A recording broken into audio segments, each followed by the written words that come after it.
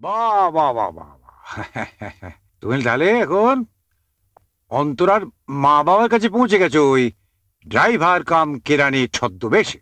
আহ তাহলে বস, হুম তোমার আর অন্তরার প্রেমের পর্ব বেশ জমে উঠেছে বলা। হ্যাঁ তা তো জমে উঠেছে প্রিয়দা। হ্যাঁ তবে শেষ রক্ষাটা হবে তো? হ্যাঁ, এটা অবশ্যই একটু ভাবনার কথা, বুঝলে। মানে অন্তরা যদি তোমার আসল পরিচয়টা জানতে পারে তাহলে প্রবলেম হতে পারে। হুম হ্যাঁ, মানে যে জেদি মেয়ে, বলা যায় না কিছুই, বুঝলে।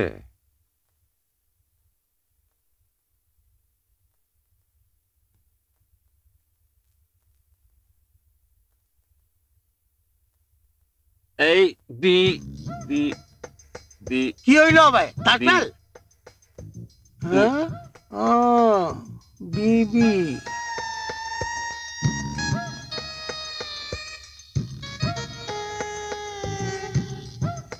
কাকে চাই? আচ্ছা, এখানে আকাশবাবু থাকেন? সিঁড়ি দিয়া দোতলায় চলে যান, 3 নম্বর ঘর।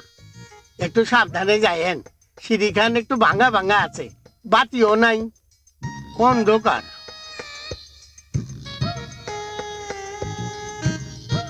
কাঁচা লঙ্কা পেঁয়াজ দিলে না কেন? যা পেয়েছো এই খাও। হ্যাঁ, নেতা মুড়ি তো। আকাশ, কি গো? আকাশ, যা ভয় পেয়েছিলাম তাই। অন্তরা খুব ভালো, খুব ভালো, খুব ভালো। হ্যাঁ, আমরা এখন গল্প করি, তুমি এখন যাও। আমি যাবো?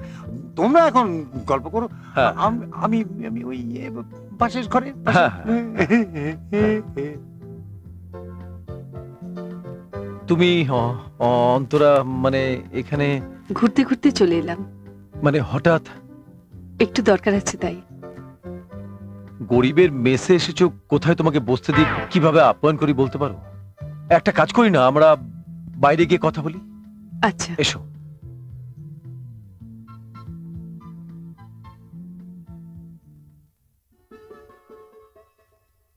সুভাষ, এখন কি করো তুমি? চাকরি? সে ভাগ্যর হলো কই, অনার্স নিয়ে বিএ পাশ করে এখনো তো বেকার হয়েই বসে আছে। বর্তমানে অবশ্য চাকরির দরখাস্তই করছি, 419টা হয়ে গেছে। No hope brother. অবশ্য আশা এখনো ছাড়িনি।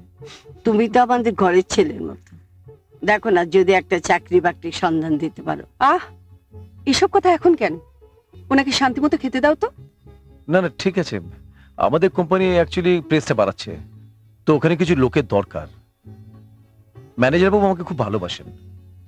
তুমি একটা কাজ করো সুভাষ, তুমি একটা দরখাস্ত লিখে দাও, আমি ম্যানেজার বাবুর সাথে কথা বলবো। তাহলে 420 নম্বর, সরি 420 নম্বর দরখাস্তটা আপনাকে দিই কি? দেবো? আরে চুপ কর তো, খেতে দে ভালো করে। খাও বাবা, ভালো করে খাও, লজ্জা করো না কিন্তু। আমি তাহলে আসি। হ্যাঁ চলো মা। কি বললে? এই বাড়িতে একটা নতুন ছেলেকে ডেকে এনে খাওয়াচ্ছে? মা বাবা সুবাসও রয়েছে? বাদলকে একবার ডাকো তো। কাকে ডাকবো? বাদলকে? তোমার ভাই তো বছরের মধ্যে অর্ধেক দিন শ্বশুর বাড়িতে গিয়ে পড়ে থাকে, গোষ্ঠী সমেত। এই বাড়ির মান ইজ্জত সব ধুলোয় গিয়ে মিশবে, আমি তোমায় বলে দিলাম। স্বাধীনতা সংগ্রামীর বাড়িতে চলছে ঘোমটার তলায় খ্যামটা নাচ। তুমি কতদিন বসে বসে সহ্য করবে এগুলো? এর বিহিত আমি যথাসময়ই করব। আচ্ছা ঠিক আছে, ঠিক আছে, আজকে নয়, আপনি কালকে ফোন করুন একটা। ওকে ওকে। আকাশ, হ্যাঁ। তুমি আমায় ডেকেছো? হ্যাঁ হ্যাঁ, বসুন বসুন। Thank you. আচ্ছা শুনুন, আমাদের স্টোর সেকশনে হ্যাঁ, একটা সুপারভাইজার দরকার। আমি বড় সাহেবকে ইতিমধ্যে বলেছি। হ্যাঁ, বাবার সঙ্গে আমার কথা হয়েছে। আচ্ছা। ছেলেটির নাম হচ্ছে সুভাষ সোম, বুঝলেন? অ্যাপ্লিকেশনটা রয়েছে এর মধ্যে। আচ্ছা, আর এই ছেলেটিকে নেবেন। বুঝলাম। ছেলেটি অনার্স গ্র্যাজুয়েট, হ্যাঁ, হ্যাঁ। ভালো ছেলে, শিখে নিলেই চলবে। ঠিক আছে আকাশ। আরেকটা কথা, ওকে আমার পরিচয়টা দেবেন না। ও জানবে যে আমি এখানকার একজন সাধারণ কর্মী মাত্র। চিরকালই সেইভাবে চলো। আর তুমি যখন বলছো এর কথা, নো প্রবলেম। ওকে।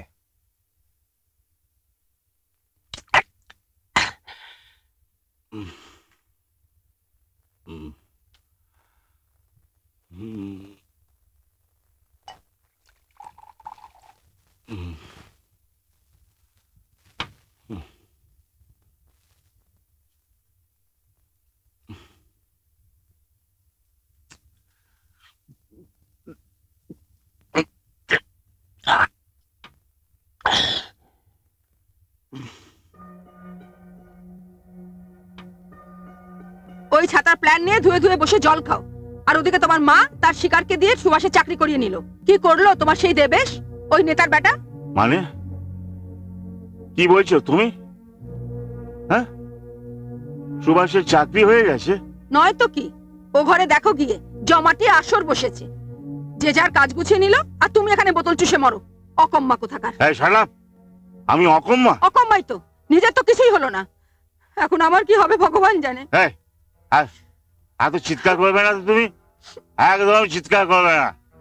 তুমি দেখোই না আমি কি করতে পারি এ বাড়িতে। ইসলামী শিকার ধরা খাওয়া আমি শালা আজই শেষ করে দেবো সব। এক আমি অকম্মা? হ্যাঁ, আমি অকম্মা? হ্যাঁ শালা দেখাচ্ছি। মুরত জানা আছে। আমাকে দাও। এই নে খা। না, খা। আমি এখন খাবো না, পরে খা খাবো। না একটু। না না খা না, ভাই দিচ্ছে, খাবি না কেন? না না, খাবো না, প্লিজ খাবো না। ও আকাশ দা, তুমি দিদিভাইয়ের হাতটা চেপে ধরো তো। আমার চাকরি হলো ও মিষ্টি খাবে না, তুমি হাতটা চেপে ধরো। পরে আমি খাবো, মুখে প্লিজ, গুজে- পরে না খাবো। এটা কি বাড়ি না বাইজির কোটাখানা? হ্যাঁ, এসব ইত্যাদি চলবে? বাইরে কে না কে তাকে নিয়ে, আর আপনি এসব বসে বসে দেখছেন? বাবা বিনয়, ওরা আনন্দ করছে খুশির খবরে। তা বলে যে কেউ বাড়িতে ঢুকে বাড়ির মেয়ের সঙ্গে বেলাল্লাপানা করবে, আমাকে তাই দেখতে হবে? বিনয়, ভেতরে যা, নিজে ঘর সামলা। কেমন করে সামলাবো মা? তোমরা তো শিকার ধরার খেলা ধরেছো, কেমন করে সামলাবো? এই, এইসব আমি সহ্য করবো না। কাকি কি বলছিস? এ সংসারে আমিও টাকা দিই, আমারও ঘরে সমস্ত মেয়ে আছে, বুঝতে পেরেছ? তোমরা বাড়ির মান ইজ্জত ধুলায় মিশিয়ে দিতে পারো, আমি হতে দেবো না। হ্যাঁ, চুচোয় ঢুকে ভালো আমার মতলব। তোমার মতো ভদ্র বয়সী শয়তানদের আমি। অনেকক্ষণ তোমার কথা সহ্য করছি, আজ দেখছি সংসারের জন্য দরদ একদম উতলে উঠছে। আর একটা কথা বললে না। কি করবি? কি করবি মানে? ছেড়ে দিন। আপনারা থামুন দয়া করে, প্লিজ। আমার জন্য নিজেদের মধ্যে অশান্তি আপনারা করবেন না। আমি চলে যাচ্ছি। না না আকাশ, তুমি যেও না। আপনি আপনি এত উতলা হবেন না। আমি কিচ্ছু মনে করিনি সুভাষ, কিছু মনে করিনি। আকাশ, আমি আসছি। আকাশ দা যেও না, আকাশ দা। আকাশ, আকাশ যেও না।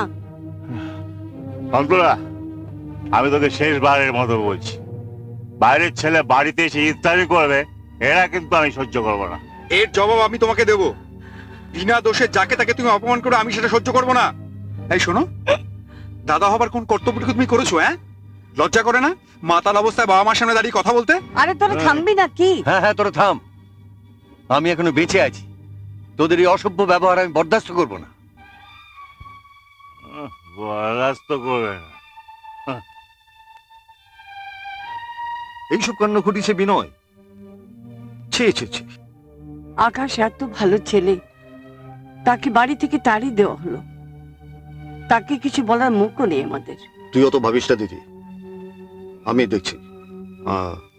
অনুর জন্য যে ছেলেটির কথা বলেছিলাম তার বাবার সঙ্গে কথা বলবো। তাই বল। মা, আয় মায়। তোর কথাই হচ্ছিল, দিদির মুখে সব শুনলাম। অনু, ছেলেটির সঙ্গে দেখা করে তুই একটু বুঝিয়ে বল। ঠিক আছে, কিন্তু মামা, হুম? তুমি আর কটা দিন থাকলে পারতে। না রে, হাতে অনেক কাজ, বরং তুই গ্যাংটকে আমার ওখানে চলে আয়।